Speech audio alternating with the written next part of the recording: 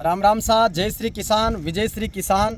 ये जयपुर ज़िले के बस्सी उपखंड के गोठड़ा गांव का गोचर भूमि है और यहाँ पर ये सारे किसान अन्नदाता हैं और ये महिला शक्ति बेटी है। ये इसलिए बेटी है कि इनका जीवन मरण का प्रश्न है। यहाँ पर एक जयपुर की कोई संस्था ने गलत तरीके से चारागाह भूमि का आवंटन करवा के इस पर कब्जा करने की नीयत से इस पर डंडा खींचने का प्रयास कर रहे हैं। ये चारागाह यहाँ के लगभग 4000 से ज़्यादा आसपास के पशुओं की शरण स्थली है। अगर ये चारागाह खत्म हो जाएगा तो गांव वाले पशु कहाँ चराएंगे, उनके पशुओं के जीवन पर बड़ा संकट है। इसके साथ ही यहाँ पर किसानों के ये खेत हैं, इन खेतों का रास्ता इस चारदीवारी के बाद में बिल्कुल पैक हो जाएगा। सरकार का नियम है, कोई भी खेत और घर का रास्ता नहीं रोक सकता। ऐसी स्थिति में नियम के खिलाफ ये सारा किया जा रहा है और संस्था के नाम पर 48 बीघा जमीन अलॉट करवा के झूठे शपथ पत्र पेश करके और ये गांव वालों के जीवन पर बड़ा संकट डाल रहे हैं। और इसके अलावा किसी तरह की कोई संस्था नहीं चल रही। वो सामने 10-20 कमरों की एक बिल्डिंग है, कोई लिखा हुआ नहीं है। 2007 में अलग अलग झूठे आंकड़े पेश करके ये संस्था का रजिस्ट्रेशन और अलॉटमेंट करवाया। उस सरकार के नियमों के मुताबिक एक भी काम यहाँ पर नहीं हो रहा। तो इसको लेकर के गाँव वालों ने संभागीय आयुक्त जयपुर के यहाँ पर अपील कर रखी है निरस्तीकरण की। वो मामला कोर्ट में विचाराधीन है और यहाँ पर पटवारी, तहसीलदार, तत्कालीन सरपंच जिसने भी मिली भगत करके ये कारनामा किया है उसके खिलाफ केस दर्ज होगा, जेल जाएंगे और पीछा करेंगे पूरी तरीके से। आज इन माता बहनों की करुण क्रंदन, इन किसान अन्नदाताओं के चेहरे पर जो मुरझाई हुई चीज़ देख रहे हैं, इनके जीवन मरण का प्रश्न है। अब और किस तरीके से इनके सामने संकट है वो आप इनकी खुद की जुबानी सुनिए। तो दादी बताओ। राम राम सा। राम राम सा। काय नाम था को? मारो नाम राम साई साहब। काय तरह को संकट से बताओ। अजी माँ का जो 3000 तो पशु से गांव में। हाँ। अब वो कोर्ट सर है जी, ये खत्म हो काम। हाँ। या डंडो खींच लियो कुड़िया तो ये कुड़िया खींच रहे थे। हाँ। फिर बाकी 35 गणा की जमीन से जो कोई रस्तो बन से काश गणा की। तो यह एक तरह से बहुत बड़ा 35 काश्तकारों का रास्ता बन गया। कायम पालन करेगा बिल्कुल, ताकि इसके अलावा और भी कोई खत्म आप देख लो यहाँ कर कतरो छोरा छोरी सब भूखा मरला माँ गई है। चारों तो खाली खेती को के अलावा कोई चारों को और मवेशी पालन, इसके अलावा कोई चारा नहीं है। हम तो आत्महत्या करेंगे यहाँ पे। कितना बड़ा क्रंदन है कि जीवन का सब कुछ इन पर लगा हुआ है। इसको भी ये संस्थाओं के नाम पे अलॉट करवा के और A86 के फार्म हाउस की तैयारियां की जा रही है। ये फ्री में यहाँ पर लेके और आज लाखों करोड़ रुपए के भाव हैं। तो इस तरीके से फिर अंदर यहाँ पर कॉलोनियां काटने की वो तैयारियां की जा रही है। बिल्कुल ये गांव का मुख्य रूप से चारागाह एकमात्र यही है और अगर ये खत्म हो गया तो गांव खत्म होने की कगार पर है और प्राकृतिक न्याय के सिद्धांत को एक तरह से चुनौती दी जा रही है जो सरासर गलत है। सरकार को आज ये गांव वाले सारे जाकर और अवगत करवा के आए हैं। पुलिस को अवगत करवाया, एसपी को दी है, कलेक्टर को दी है, एडिशनल कमिश्नर डिविजनल को दी है, संभागीय आयुक्त के नाम एप्लीकेशन दी है। कोर्ट में मामला विचाराधीन है। तो इस पर किसी भी सूरत में ये अतिक्रमण नहीं होने देंगे और ये गांव के लिए, जनहित के लिए रहेगी। राधे श्याम जी बताओ कहाँ समस्या? तो समस्या यही है कि गांव के मवेशियों के लिए बिल्कुल भी गौचारा नहीं रहा और इसके अलावा कोई गौचारा बचा नहीं है। और अब काश्तकार पशुओं को कहाँ चराने जाए, वो घर में ही बंधे रहेंगे तो उससे पशुधन का भी नुकसान होगा। और यहाँ 40-50 काश्तकारों की भूमि है, उसमें आने के लिए कोई रास्ता अलॉटमेंट नहीं है। तो गांव वाले सबका ये है कि हमारे को पता ही नहीं है, अंधेरे में रख कर किस तरीके से उस समय के लोगों ने कारस्तानी करके इसका अलॉटमेंट करवाया तो उनको भी राम सजा देगा। आप जीवन में तय मानिए। मेरी 38 वर्षों की उम्र, साधना का अनुभव बता रहा हूँ। जिसने भी परमार्थ का गेला रोका, रास्ता रोका है, उसका ऊपर वाले ने परमानेंट रास्ता बंद कर दिया है। इसलिए जो भी लोग हड़पने की, पैसे के लालच में, ज़मीन के लालच में अगर इस पर कब्जा करने की या करवाने की कोशिश कर रहे हैं तो आने वाली पीढ़ियां माफ़ नहीं करेंगी, आपकी औलादें नहीं चलेगी। और अगर इतना बड़ा अन्याय लोगों के साथ करोगे तो भगवान के घर भी तुम्हें कोई माफ़ नहीं करेगा। ये इनका आज सारे दिन में इनके साथ था। इनकी करुण पुकार इतनी वो है कि मतलब अंदर से रुला देती है। हाँ जी पंडित जी था कौन बेंडा खेत आ रही थे आसपास? हमारे भी खेत है साहब। क्या नाम से काय परेशानी था? परेशानी तो यही है, क्या नाम से चरागों को क्या नाम से लोगों ने अनलीगल से क्या नाम से बेच दिया इन्होंने। अब इन्होंने मेरे को ये भी पता लेकिन नहीं अगर है, पहली कोई हमारे तो गलती है कि रास्ते- आज की नहीं, तारीख में पंचायत वापस करवा के पंचायत वाले भी मिस्त्री नहीं को सुनते हैं, पंचायत वाले भी नहीं सुनते हैं, तहसील वाले भी नहीं सुनते हैं, हमारी तो कोई नहीं सुनते हैं, क्योंकि वो तो पैसे वाले हैं। हाँ। और पैसे वाले की सब सुनते हैं, गरीब की कोई नहीं सुनता है। गरीब जाएगा बाहर, आया भाई क्यों आया, ये काम है, चल बैठो बाहर बैठ जाओ, बाहर बैठा देंगे हमारे को, अंदर के नाव से मीटिंग करके और चलो हाँ साहब आपको रास्ता दे दिया जाएगा। हमें रास्ता नहीं चाहिए, हमें हमारे पशु के लिए ये चरागाह गोचर चाहिए, ये चरागाह हमें चाहिए। हम इसके लिए क्या नाम से हमारे बच्चे भी और हम भी भूख हड़ताल करेंगे। बिल्कुल। तो ये बड़ा आक्रोश है। ये हाँ जी राम साहब का नाम से जगदीश से तो जगदीश जी कई तरह की समस्या है, एक बहुत बड़ो संकट अतरा सारा गांव का भेड़ा हरिया है। सबसे बड़ी समस्या तो चरागाह की है।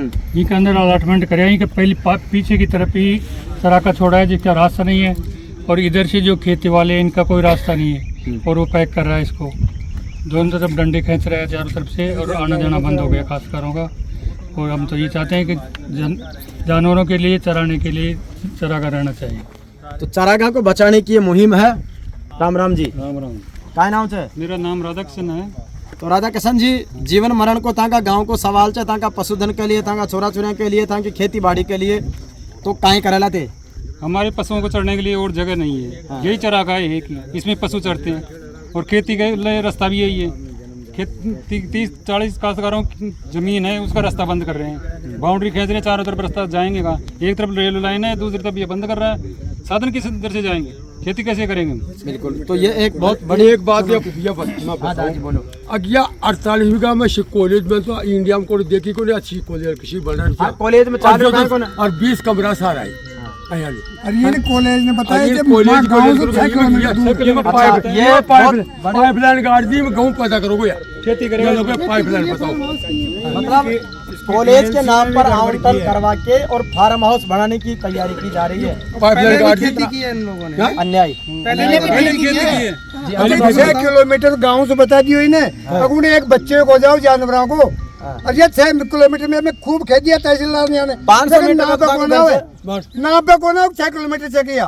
500 किलोमीटर को नहीं, वो तो डीएलसी बचाने के लिए तो किया भाई उन्हें नापा तो सही नहीं, 6 यानी किलोमीटर कि इनका कहने का मतलब यह है कि आबादी से 6 किलोमीटर दूर दर्शा के डीएलसी रेट कम करवा के गलत तरीके से आवंटन करवाया है, जबकि ये आबादी से मात्र 500 मीटर, ये सामने रेल लाइन है, इसके उधर की तरफ इनके घर मकान आगे सारे। राम जी काय नाम था को? तो प्रभात जी, मीणा जी, सारो गांव अतरा संकट के माइन है, काहे करेला थे? अब मेरे न मरंगा पाछो छोड़ा हो नहीं मैं ये बाटो भी गोदर पे ध्यान नहीं।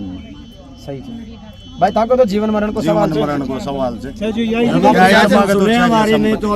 करवा भी आजाद डांडा चरावा को इंडी रास्ता कान मगर सारा पाए करियो से काम। मतलब यहाँ पर छोटे छोटे किसान है, किसी के पास 2 बीघा, किसी के पास 4 बीघा, किसी के पास 5 बीघा जमीन है और खेती पर ही आश्रित है, जबकि ये बड़े भूमाफिया टाइप के लोग हैं, बड़े षड्यंत्रकारी लोग हैं, जो अपने फ्री की जमीनें किसी व्यक्ति विशेष को लालच देकर यहाँ पर कब्जाने की कोशिश कर रहे हैं, लेकिन जो भी इसमें शामिल होगा उसको भुगतान अंजाम के रूप में भुगतना पड़ेगा।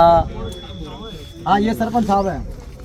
हाँ रामकरण जी, ये हंसमहल ग्राम पंचायत का सरपंच रियड़ा चो या कहानी कांचर आज लोग अतरा संकट के मायने देकर था को दिल काहे करे।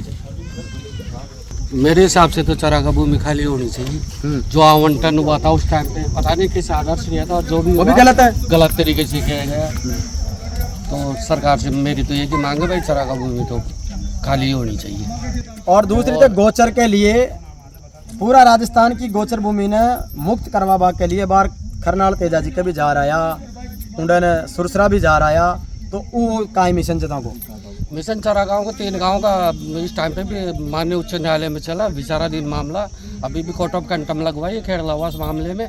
हल्का पटवारी प्लस तहसील प्रशासन सहयोग नहीं कर रहा, इसलिए गांव वाले मजाक करते हैं। नहीं, मेरे मशीन तो चालू है चरागाह छुड़वाने, और जब तक चरागाह नहीं छूटेगा तब तक खरनाल तेजा जी के नहीं जाऊँगा मैं। ये भी सौगन खा रखी है। ये बड़ा संकल्प है, तो परमात्मा भी इनके साथ है।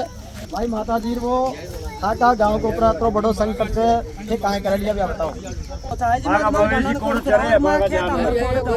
तो अब अंडे ने तो ये कहते कोई जेसीबी वाला होकर कहते पत्थर वाला होकर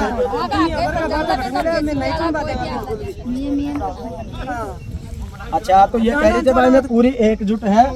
कोई छह महीने जो आबाद हो चाहे कोई ने भी आबाद हो, मान तो माँ गौर से चाहे माँ का बच्चा को पेट पालन करना जो मान तो वहाँ तो बना कमाए दन जो कहीं भी कर सके। बिल्कुल। तो यह एक तरह की बहुत बड़ी वेदना से लोगों की ईक के ऊपर मरनी मारने के लिए लोग तैयार है। पुलिस प्रशासन से, उपखंड प्रशासन, जिला प्रशासन और राज्य सरकार से मेरी ये विनम्र निवेदन है कि इस मामले की गंभीरता को समझे।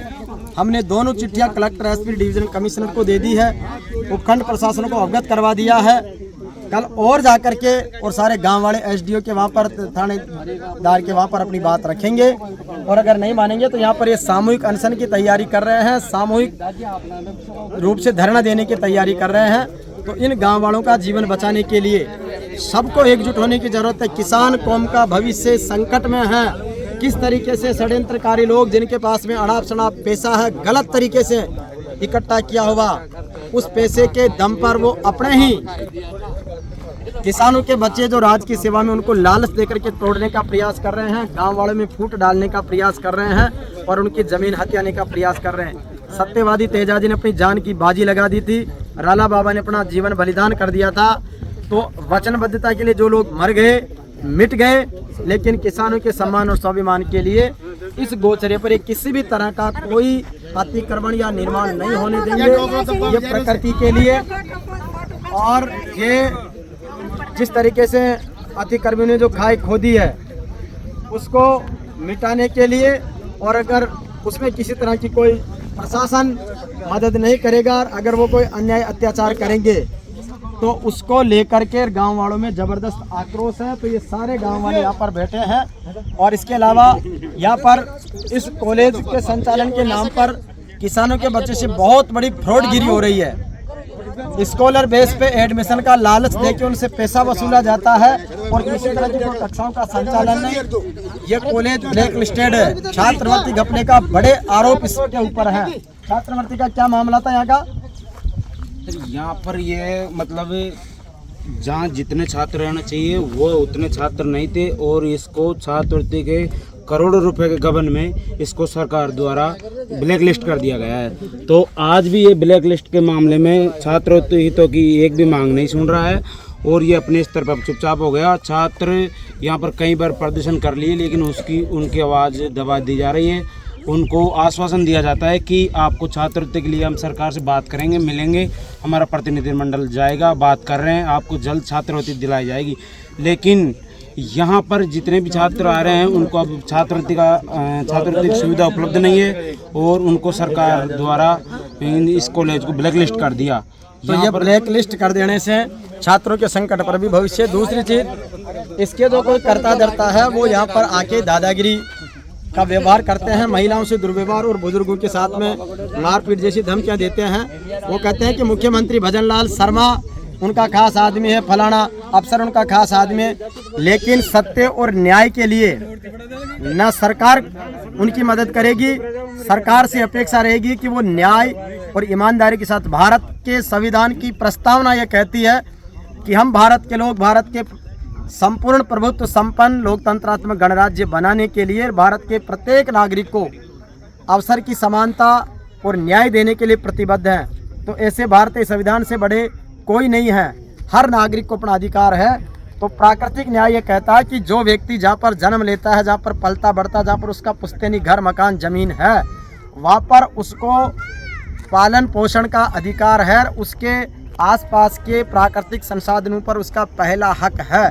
इनके प्राकृतिक संसाधनों को छीनकर वो लोग कब्जा करने की कोशिश कर रहे हैं जिनके पास में पहले से अवैध तरीके से वसूला हुआ काला धन इकट्ठा है। तो इस कॉलेज को किस तरीके से मान्यता मिली उसकी जांच होनी चाहिए। अब ये ब्लैक लिस्टेड, उसकी स्थिति पता करनी चाहिए और इसके साथ साथ इसमें किस तरीके से अवैध गतिविधियां हो रही है। यहाँ पर आए दिन कोई दारूबाज नाटक करता है, कोई किस तरीके से आने जाने वाले रास्ते पर भी एक डर का माहौल है। तो इन सब चीज़ों को सुन के प्रशासन ध्यान देवे, पुलिस ध्यान देवे और इसके साथ ही जो भी लोग किसी भी तरह की कोई इसको कब्जाने की हिम्मत कर रहे हैं उनको ये पूरे गांव वाले चैलेंज कर रहे हैं कि हम किसी भी सूरत में इस चारागाह को अतिक्रमण नहीं होने देंगे और हम जी जान लगाकर इसको बचाएंगे।